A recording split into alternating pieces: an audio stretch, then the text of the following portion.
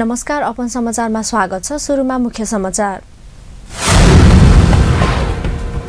पर्वत जिल्लाको कुस्मा नगरपालिका बस दुर्घटना 7 जनाको मृत्यु, 30 जना भन्दा बढी घाइते। मन्त्रीले सचिवमाथि कुटपिट गरेको आरोप लगाउँदै कर्मचारी संगठनको आह्वानमा विरोध जारी, पेन डाउन गरी कामकाज गर्न ठप्प। नेभी संघको नेता कार्यकर्ताहरूले दिए पार्टी सभापति देउवाको निवास अगाडि धरना, महाधिवेशनको म्याद बढाएको प्रति असन्तुष्टि।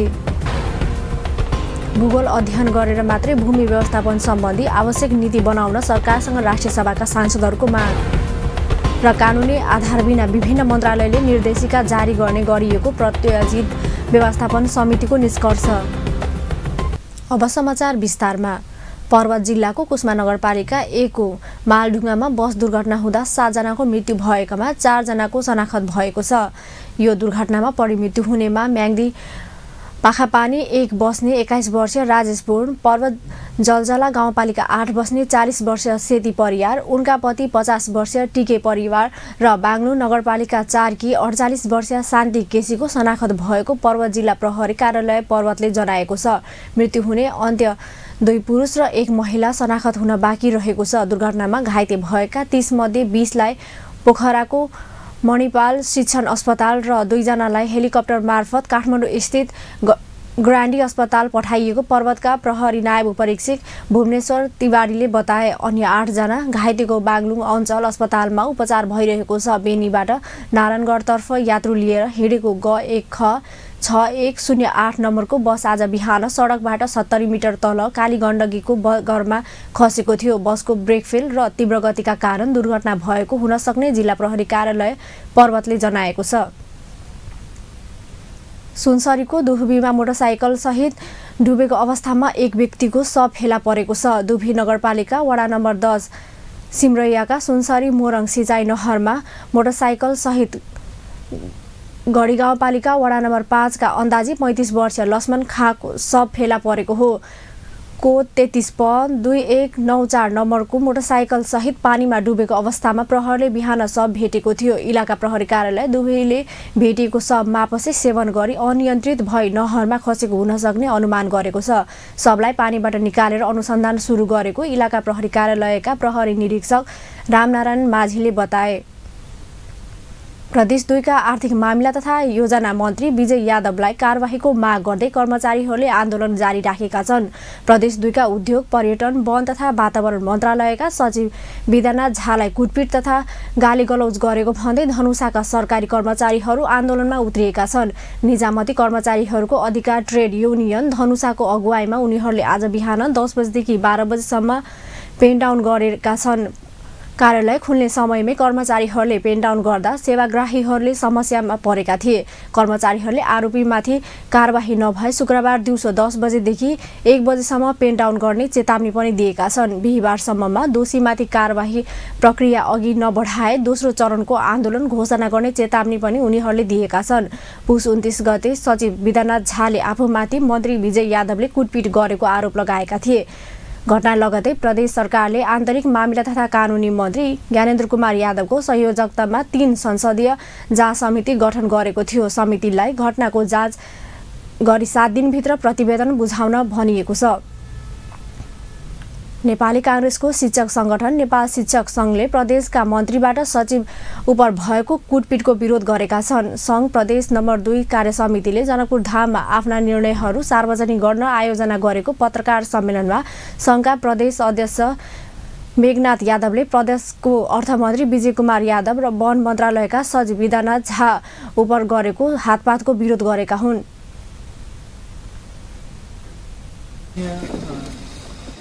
विजय यादवजी तपाईको वन मन्त्रीतिर हैन, वन मन्त्रालयका सचिव विद्यानाथ झाजी सँग जुन दुर्घटना भयो, भनौँ न घटना भयो, हातपात गरेको भनेर सुनिएको छ। त्यो हामीले एउटा ट्रेडकर्मीको हिसाबले एउटा सरकारी जागिरे वा सरकारप्रति हामीले लोयल भएर काम गर्ने कर्मचारीहरूप्रतिको यो निरुत्साहितता हो। यसलाई हामीले खेद प्रकट गर्छौँ, दुःख प्रकट गर्दछौँ र यो न्यायिक छानबिनको माग गर्दछौँ। अध्यक्ष यादवले मिडियामा झगडाको विषय मात्र आएकाले एनजिओलाई 8 करोड रुपैयाँ बाँडफाँड गर्ने विषयमा झगडा भएको भन्दै सो विषय समेत बाहिर ल्याउनु पर्ने माग गर्दै सरकारको आधिकारिक ट्रेड युनियन कर्मीको नाताले मन्त्री यादवको सो दुरुपयासको भर्त्सना गरेको समेत बताए। उनले घटनाको विषयमा छानबिन गर्न गठित समितिले न्यानोचित निर्णय गर्नेमा आफूहरू विश्वस्त समेत नरहेको समेत बताए। अहिले छानबिन समिति बनाएको छ, त्यो छानबिन समितिले पनि त्यो सत्य तथ्य ल्याउँछ, त्यो सरकारले भने हामी शङ्का व्यक्त गरिरहेको अवस्था छ। त्यसका न्यायिक वा संसदीय दल मार्फतका केही समिति गठन गरेर त्यो राय ल्याउनुपर्छ। छानबिन गर्नुको अर्थ घटना भएको घटनाप्रति सत्य तथ्य ल्याउनका निमित्त विश्वसनीय समिति बनाउनु पर्दछ, एउटा कुरो छ। अर्को कुरो घटना हुने कारणहरू पत्ता लगाउनुपर्छ। हामीले सुन्यौँ, त्यो कति सत्य छ यहाँहरूले पनि त्यो पत्ता लगाउनु होला। त्यो एनजिओ जो एउटा एनजिओले दुईटा एनजिओ एउटा जिल्लामा पर्छ भनेपछि 8वटा जिल्ला छ, 8 दुना 16वटा एनजिओ पर्ने भयो र एउटालाई 50 लाख रुपियाँ अनुदान दिँदो रहेछ भन्ने कुरा भयो भनेपछि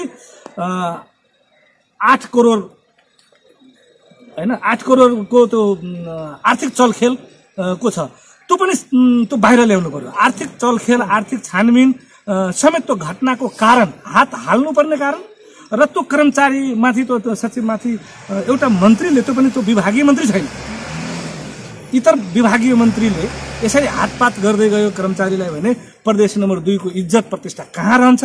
हामीले त्यो सरकारको इज्जत प्रतिष्ठा पनि खस्केको, त्यसको आन सानमा पनि तपाईको त्यो प्रश्न चिन्ह लागेको। उनले सरकारी कर्मचारीका अगुवा सहितको समिति बनाएर न्यायिक छानबिन समिति गर्न माग समेत गरेका छन्।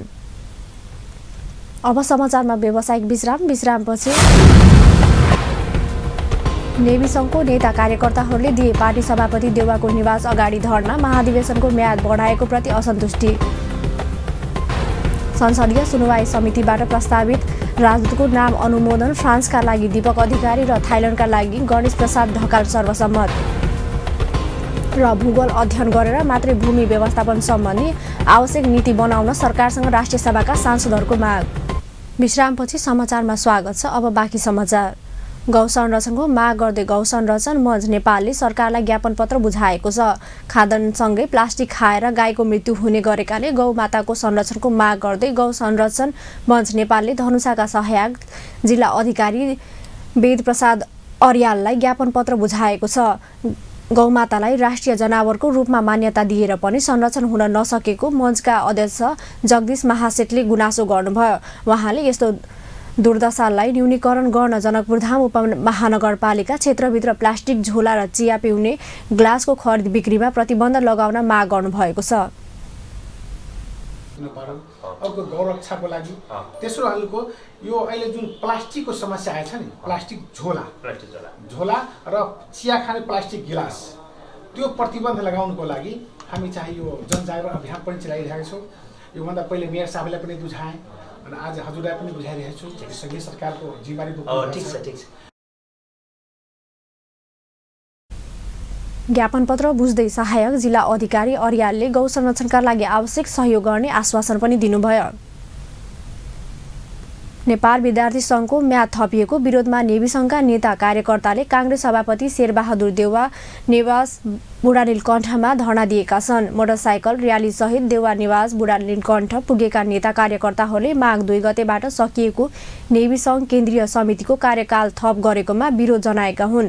नेवी सङ्घका केन्द्रीय नेताहरूका अलावा काठमाडौँ उपत्यकाभित्र क्याम्पस इकाइ सभापति, स्वी सभापति साथै नेता कार्यकर्ताहरू देउवा निवास पुगेका थिए। विद्यार्थी भिड बढेपछि देउवा निवासमा सुरक्षा व्यवस्था कडा बनाइएको थियो। धरनामा पुगेका विद्यार्थी नेता कार्यकर्ताहरूले अधिकांश पार्टीका वरिष्ठ नेता रामचन्द्र पौडेल निकटका थिए। धरनामा गएका विद्यार्थीसँग कुरा गर्दै सभापति देउवाले माघ 10 गते बस्ने केन्द्रीय समितिको बैठकबाट माग सम्बोधन गर्ने बताउनुभयो। देउवाले नेवी सङ्घभित्रको विवाद र व्यतिथि बुझिसकेको बताउँदै तत्काल नयाँ निर्णय गरेर जाने बताउनुभयो। यसअघि पटक पटक म्याद थप भए पनि वर्तमान नेतृत्वले महाधिवेशन गराउन नसकेको भन्दै नेवी सङ्घभित्र विवाद चुलिएको छ। 77 जिल्लामध्ये 14 जिल्लामा भने नेवी सङ्घको अधिवेशन सम्पन्न भइसकेको जनाइएको छ। संसदीय सुनवाई विशेष समितिले 2 जना राजदूतको नाम सर्वसम्मतिले अनुमोदन गरेको छ। संसदीय सुनवाई विशेष समितिको बिहीबार सिंहदरबारमा बसेको बैठकले सरकारद्वारा फ्रान्सका लागि प्रस्तावित राजदूत दीपक अधिकारी र थाइल्यान्डका लागि प्रस्तावित राजदूत गणेश प्रसाद ढकालको नाम सर्वसम्मतिले अनुमोदन गरेको हो। परराष्ट्र मन्त्रालयका सहसचिव दय अधिकारी र ढकालको नाम क्रमशः फ्रान्स र थाइल्यान्डको राजदूतमा सर्वसम्मतिले अनुमोदन गरिएको समितिका सभापति लक्ष्मणलाल कर्णले जानकारी दिनुभयो। गणेश प्रसाद ढकाल गरेर पठाएको रहेछ। गणेश प्रसाद ढकाललाई कहाँ गरेछ? थाइल्यान्डको लागि प्रस्तावित गरिएको छ र दीपक अधिकारीजीलाई फ्रान्सको लागि प्रस्तावित भएको छ। आज हामीले 2 जनाको सुनवाई गर्यौं र 2 जनाको सुनवाईपछि सर्वसम्मत रूपमा समितिको सर्वसम्मत निर्णयले 2 जनालाई अनुमोदन गरिएको छ।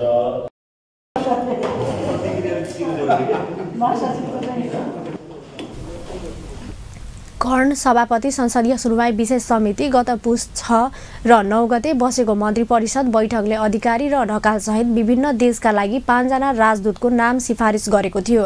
बैठकमा फ्रान्सका लागि प्रस्तावित राजदूत अधिकारीले 2 मुलुकबीचको कूटनीतिक सम्बन्धलाई अझै प्रगाढ बनाउन आफू लागि पर्ने प्रतिबद्धता जनाउनु भएको थियो। उहाँले मुलुकको समृद्धिका लागि आर्थिक कूटनीतिज्ञलाई पनि आफूले प्राथमिकता दिने स्पष्ट पार्नुभयो। आफूले कार्य सम्पादन गर्दा त्यो मुलुकसँगको द्विपक्षीय सम्बन्धलाई थप प्रगाढ बनाउँदै लैजाने जिम्मेवारी हुन्छ।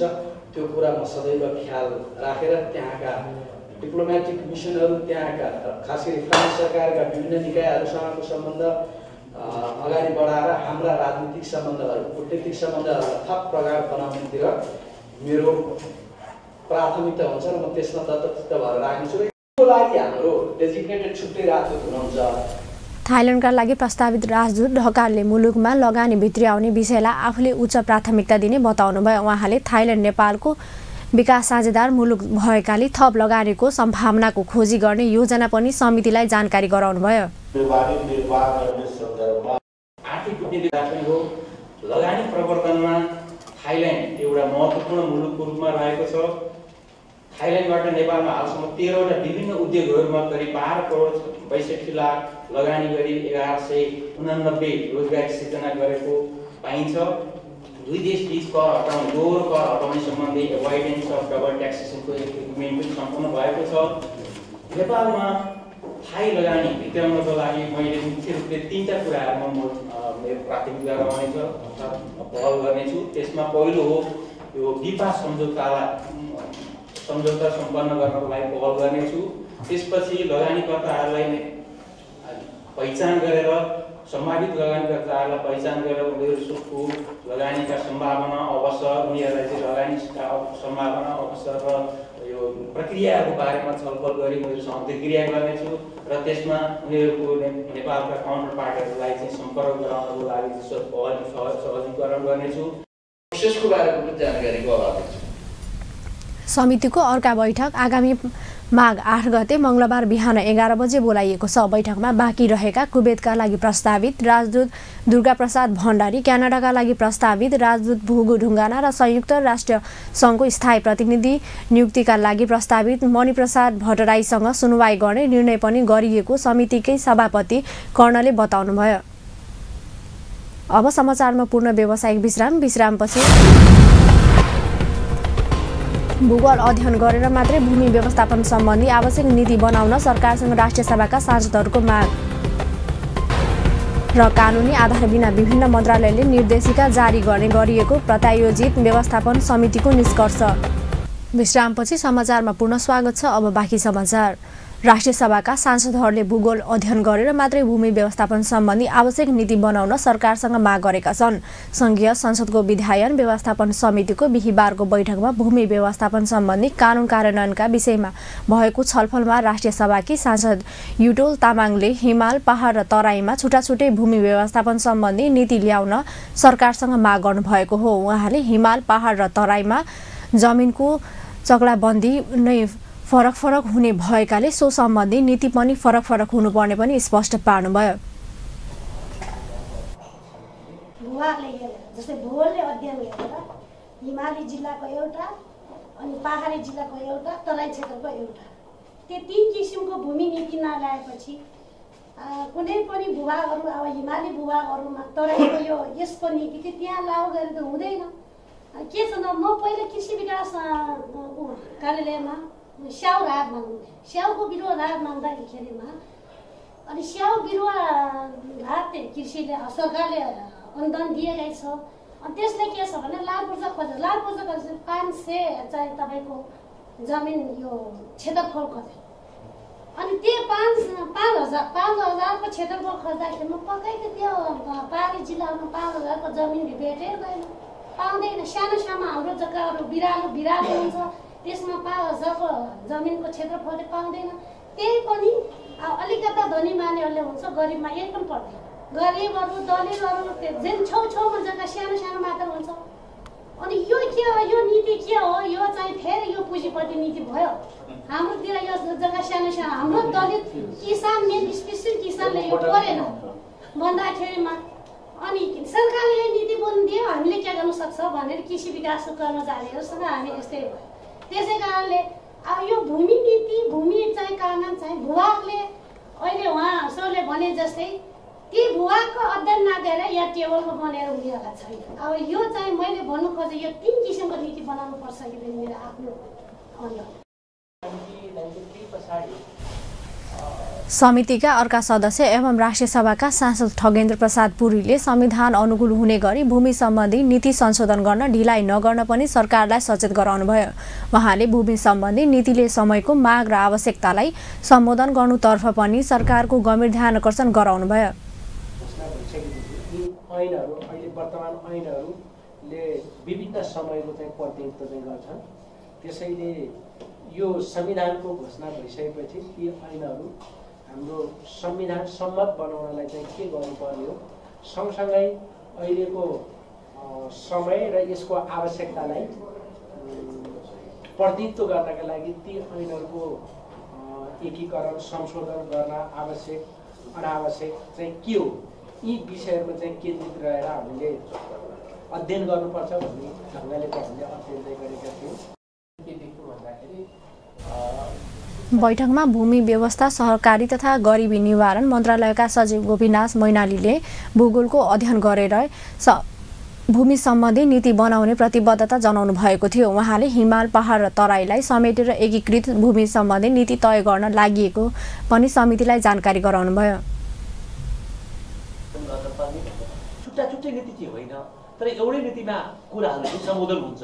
हिमाल पहाड तराई अथवा उपत्यका अथवा पहाड के हुन्छ त्यसलाई नदी सगरमाथा यी सबै कुराहरूलाई चाहिँ एकीकृत रूपमा सम्बोधन गर्ने तर छुट्टा चरित्र भएको हुनाले त्यो कुरालाई जरुर सम्बोधन हुन्छ। मान्यज्यूले के भन्नुभयो त भन्दाखेरि राज्यको जग्गा नीति अभिलेख कति जग्गा छ र दलितलाई पनि दिने सुकुम्बासीलाई पनि दिने खल्लाई पनि दिने अभिलेख चाहिँ छ कि छैन त यसमा के पहल गरेको छ भन्नुभएको छ।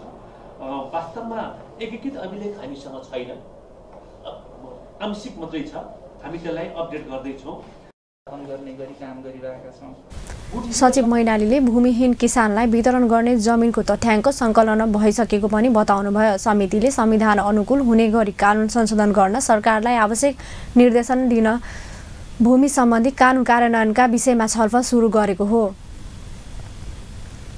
कानुनी आधार बिना नै विभिन्न मन्त्रालयले निर्देशिका जारी गर्ने गरिएको पाइएको छ। राष्ट्रिय सभा अन्तर्गतको प्रायोजित व्यवस्थापन तथा सरकारी आश्वासन समितिले गरेको अध्ययनका क्रममा ऐन विपरीत हुने गरी मन्त्रालयले निर्देशिका नियमावली कार्यविधि तथा आदेश जारी गर्ने गरेको पाइएको हो। आज बसेको समितिको बैठकमा समिति सदस्य तथा अध्ययन उपसमितिका संयोजक राधेश्याम अधिकारीले कृषि तथा पशुपक्षी विकास मन्त्रालय सहित केही मन्त्रालयले ऐन विपरीत हुने गरी 20 बढी निर्देशिका जारी गरेको पाइएको बताउनुभयो।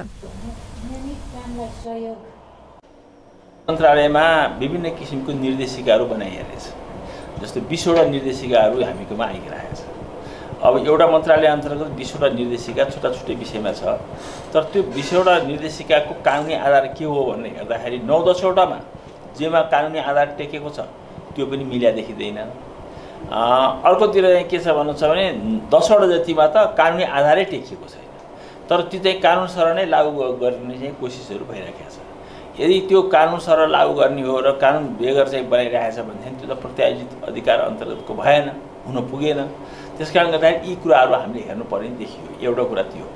दोस्रो कुरा, सबैभन्दा महत्त्वपूर्ण कुरा, अहिलेसम्म हामीले चाहिँ दुईवटा मन्त्रालयको हेर्दाखेरि हामीलाई सबभन्दा समस्या कहाँ आयो भन्नुहुन्छ भने प्रत्यायोजित अधिकार यदि चाहिँ संसदले दिएको छ भनेदेखि त्यसको पनि प्रत्यायोजित अधिकार चाहिँ अर्काले प्रयोग गर्न मिल्दैन भन्ने सैद्धान्तिक पक्ष छ। तर यहाँ के भएको देखिन्छ भन्नुहुन्छ भने नियमावलीसँग बनाउन त कुनै गाह्रो भएन, तर नियमावली अन्तर्गत फेरि नियमावली अन्तर्गत भनेर कुनै निर्देशिका बनाएको छ, कहीँ आदेश जारी भएको छ, कहीँ कार्यविधि जारी भएको छ। यस किसिमको काम कारबाहीहरू प्रशस्त भएको देखियो, विभिन्न मन्त्रालयबाट भएको देखियो। भन्नाले त हाम्रो जुन कानुन बमोजिम शासन चलाउने जुन कुरा हो त्यो कुरामा यसले अवरोध गर्छ, बाधा गर्छ भन्ने कुरा चाहिँ भन्न खोजेको। अब त्यो कुरामा हामीहरूले चाहिँ स्पष्टीकरणहरू लिइरहेका छौँ, तर सबै ठाउँबाट चाहिँ कागजहरू नआइपुगेको कुराको आज रिपोर्ट भएको हो।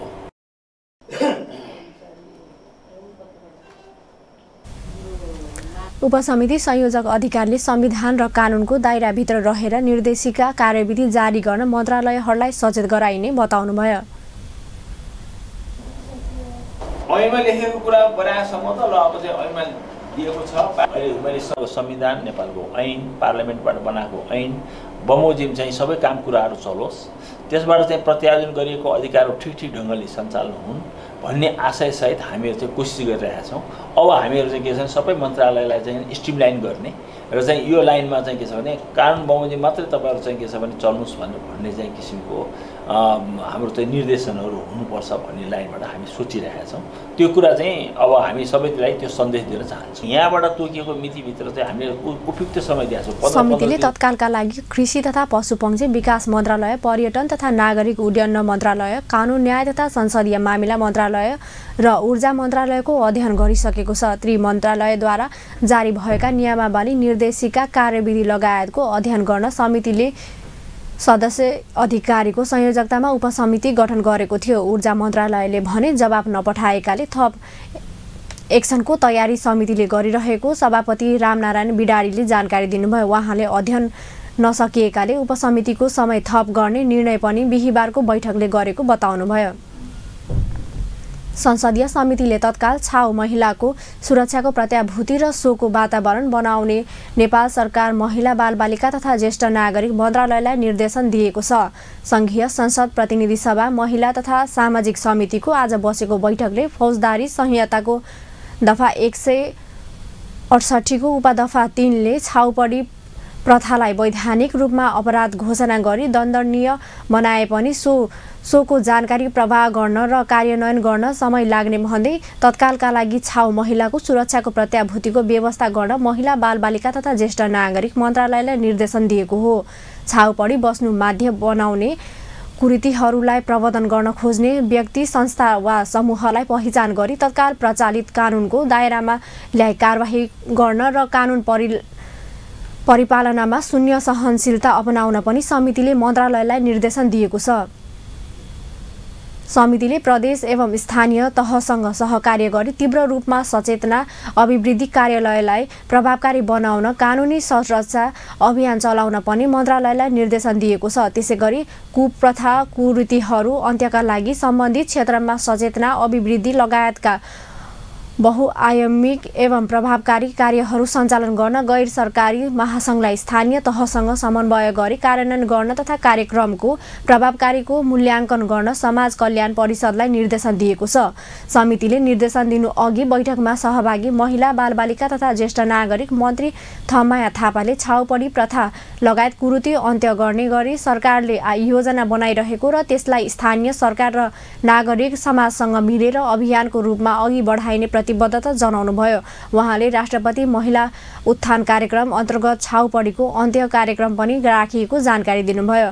बैठकमा गैर सरकारी महासंघ महिला अधिकारका क्षेत्रमा कार्यरत सङ्घ संस्थाका प्रतिनिधि, पत्रकार तथा समिति सदस्यहरूले कानुन मात्रै छाउगोठ लगायत कुरीतिको अन्त्य गर्न सकिने भन्दै स्थानीय समुदायसँग मिलेर सामाजिक अभियान सञ्चालन गर्न सरकारलाई सुझाव दिएका थिए। बारामा बाटो सर्वे तथा पानी गर्ने क्रममा अवरोध पुर्याउने 3 जना पक्राउ परेका छन्। पक्राउ पर्नेमा टेढाकट्टी बस्ने 35 वर्षीय रामचन्द्र शाह, 27 वर्षीय घोटेलाल शाह र 28 वर्षीय आजिद अन्सारी रहेका छन्। उनीहरूले आदर्श कोतवाल गाउँपालिका 5 टेढाकट्टी स्थित सिमरौनगढदेखि कोहलबीसम्म जाने बाटोको सर्वे तथा नापी गर्ने क्रममा अवरोध पुर्याएको प्रहरीले जनाएको छ। प्रहरीका अनुसार उनीहरूले टोलीलाई अवरोध गर्दै प्रहरीमाथि नै काउचो फालेका थिए। अन्त्यमा मुख्य समाचार पुनः एकपटक। पर्वत जिल्लाको कुस्मा नगरपालिका बस दुर्घटना, 7 जनाको मृत्यु, 30 जना भन्दा बढी घाइते। मन्त्रीले सचिवमाथि कुटपिट गरेको आरोप लगाउँदै कर्मचारी संगठनको आह्वानमा विरोध जारी, पेनडाउन गरी कामकाज ठप्प। नेवी सङ्घको नेता कार्यकर्ताहरूले दिए पार्टी सभापति देउवाको निवास अगाडि धरना, महाधिवेशनको म्याद बढाएको प्रति असन्तुष्टि।